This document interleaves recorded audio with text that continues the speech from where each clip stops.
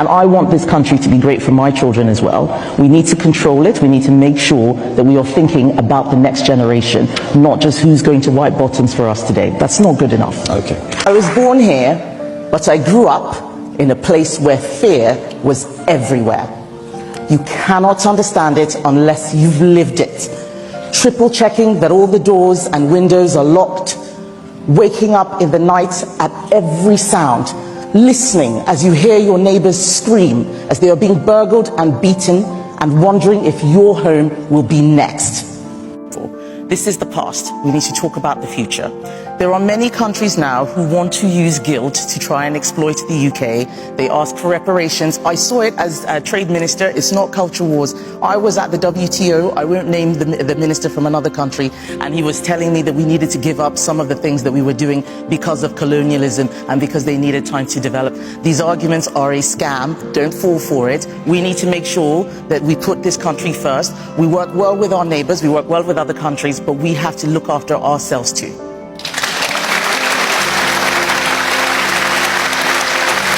Well, I mean, those advocating for reparations would say, shouldn't we just make up for some of the damage we did through slavery? As a black woman saying that, they may find that hard to understand from you.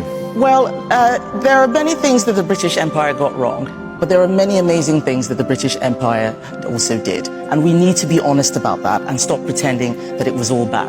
The British Empire ended slavery, the Atlantic slave trade. We need to talk about that more. I know they underrate any profession or be any trade, but now for only Nigeria, now you go plan to become footballer and you go become barber. Now for only Nigeria, you go plan to become pilot and in the end, you go become policeman. And now for only Nigeria, you go plan to become engineer, but in the end, you go turn vulcanizer. The ruling class, they don't carry Nigeria put for inside their pocket. All the lucrative and the juicy position where they for inside government, I be all the work where they juicy and lucrative. Now their people, I be people where they within their class and circle. Now then they keep for, if you be poor man picking, I be you come from poor family. Nothing concern you with all this juicy appointment, I be all this better job for inside Nigeria. And this one alone will make life they lead you 2-0 already if you be poor man where they live inside Nigeria. This inequality and injustice where they happen for inside Nigeria don't make plenty people run go Oyibo land. And one thing where they funny me inside this whole thing, they say after people don't struggle run go Oyibo land where they don't go make name for themselves and they don't turn big name for inside Oyibo land. These are Nigerian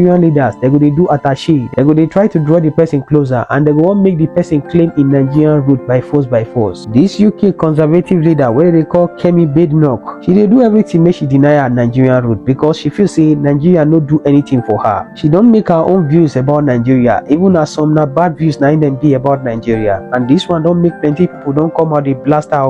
But make una guess the person will be the latest person to come blast her. Now the Vice President of Nigeria, Kashim Shettima, now be the person who in blast her, in talk plenty things about her. And in another news again, Senator Dino Melaye don't come out, don't they dance, don't they sing, don't they mock Yahaya Bello, the former governor of Kogi State, on to say they deny him bail and they send down to prison. In mock him no be small thing. And before I play the video for Una, if today na be the first time where you visit our channel, I beg make you like, share, subscribe, and make you not forget to watch this video to the end and make you drop your own comment for inside the comment section. So make I allow now make you watch the video.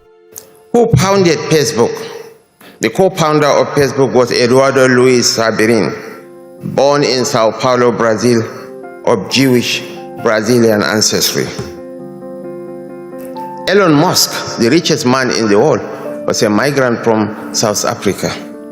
He owns SpaceX and now X, formerly Twitter. I can name names. Sergey Brin, the co-founder of Google, is worth over $30 billion. He's of Russian background. Rupert Murdoch, the chief executive of News Corp, is of Australian descent. Madeleine Albright, who became the United States Secretary of State, was of Czech origin. Steve Chen, the co-founder of YouTube, is originally from Taiwan. Immigrants build nations and immigrants build civilizations.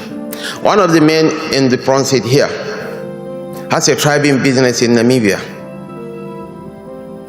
He lived in Australia for over a decade, adding value to the Australian economy. Hence, there is a need for us to respect and cherish immigrants. Migrants are the source of life in all societies. Rishi Sunak, the former British Prime Minister, is originally from India. A very brilliant young man. He never denigrated his nation of ancestry, nor poured venoms on India. Kemi Badenoch, the leader of the British Labour or Conservative Party. We are proud of her, in spite of her efforts at denigrating her nation of origin. She is entitled to her own opinions. She has even every right to remove the Kemi from her name.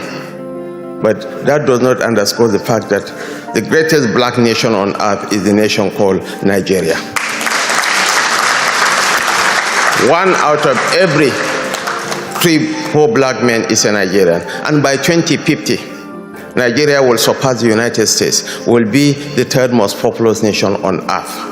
1 out of every 3 black men will be a Nigerian. Let's get your immediate sentiments about Kemi Badenoch. We must, in politics and in every sphere of our society, have the right representation, because for the longest time, the norm has been just having white people. So to see the lineup of ethnic minorities, whether it is Kemi Badenoch, Rishi Sunak, Sadi Javid, Nadeem Zahawi, to put themselves forward, representation, that is good. But the next crucial step has to be substance. And so when it comes to substance, the question has to be, why should I vote for you? Because I'm not going to vote and support you simply because we share the same race, gender, sex, ethnicity. My vote is way too precious for that, because my vote is the most powerful form of a democratic representation that I have. When you see what Kemi stands for, that for me is everything I've been fighting against, everything I've been campaigning against. So whether it's on the issue that she has made the cornerstone of her political career and her campaign for Prime Minister, her cornerstone is based on culture war, is based on being anti-woke, is based on denying systemic racism exists in the United Kingdom, in undermining LGBT plus rights. This goes against what I believe. So I'm like, how can I possibly support somebody who is bringing up issues that I know I stand against?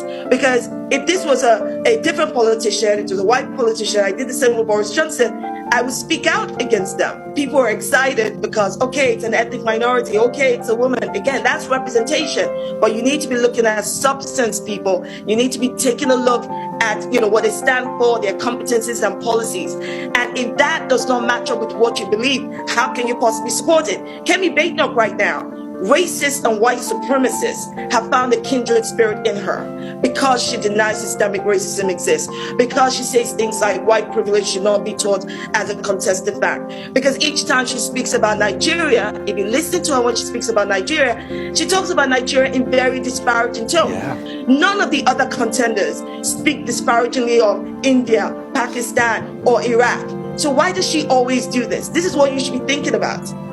But whether she gets to the next best position in the cabinet or she becomes prime minister, I think what you will find is that Kemi Badenoch is strategically using her black identity, using herself as a voice for the culture war, a voice for the far right to drive her ambition. Ambition is not a bad thing. I mean, Nigerians, we are very ambitious, right? Yep. And when you talked about, your ambition should not come at the cost of throwing people under the bus. And some people watching this right now will go, oh, you just don't like her because she has a difference of opinion. No, this is not about a difference of opinion. I think James Baldwin, the American author, put it best. He said, we can disagree and still love each other, except where your disagreement denies my humanity. And basically it's promoting my oppression. If that is no longer a difference of opinion, what Kemi Badenoch does is racial gatekeeping. What she's doing is racial gatekeeping. And that I will not stand for. The same energy I used to fight and campaign against racists is what I'm going to use to campaign against what she stands for. All right, Dr. Shalom, I'm reaching desperately for some positives here. I mean, of course, we were having a conversation in studio before you came on. Let's get a fair assessment from you on her role as former Equalities Minister. For people on the outside, is there anything you could say she did right or well in that capacity? Are you kidding me? Listen, Kemi was a former Minister of Equalities. Do you know what I call her? I call her the Minister of No Equalities. In her role, she, as I said, she denies systemic racism exists. She undermined LGBT plus rights. And she's meant to be the Minister of Equality. She did not do anything positive as Minister for Equalities. That's the point. There's a wide range of issues that pertains to her. She supports the Rwanda policy to take people who are vulnerable and to drive them off to Rwanda, to treat them so inhumanely. You see, as the Nigerianness in her, you know, we've reached out to her once or twice without any response. So we don't force people to accept to being Nigerian. So if you appreciate the Nigerianness in you and you want to work with us, we're open to everybody, but we cannot force you to appreciate the Nigerianness in you. You remember the Miss Universe Nigeria in South Africa? She until she got into a little problem with South Africa, and she identified with Nigeria, came to Nigeria, we hosted her, received her warmly. Right. Listen, as long as that blood in you, you are Nigerian. So it's that to Kemi to decide whether she appreciates the Nigerianness in her, whether she wants to work with Nigeria, but we'll be glad to, but we cannot force anybody. There are some who will tell you that, I don't like that, your country. We can't force them, but we work with thousands of millions of Nigerians who are proud to be Nigerian despite the challenges. I would believe that no matter what, we are simply the best in the world. And despite our challenges, we'll get to where we truly belong, the top of the mountain. People, I don't know if you saw that interview with Kemi Badenoch that she said there are many countries that are trying to use guilt to get reparations from the UK, something along those lines. It had to be a Nigerian, a freaking Nigerian. And my namesake at that, Auntie Kemi Edejo, Makuro, Auntie Kemi. My goodness, your ancestors, they went through hell. And you would think they gave birth to this woman in the UK. They literally brought her here at the age of like 16. No. Where did we go wrong? Where did we... Auntie Kemi, fear God, And you see all the problems that is going on in Africa and the people that have been affected by the colonial exploits. And you are still saying that... I'm so flabbergasted. I don't know what to say.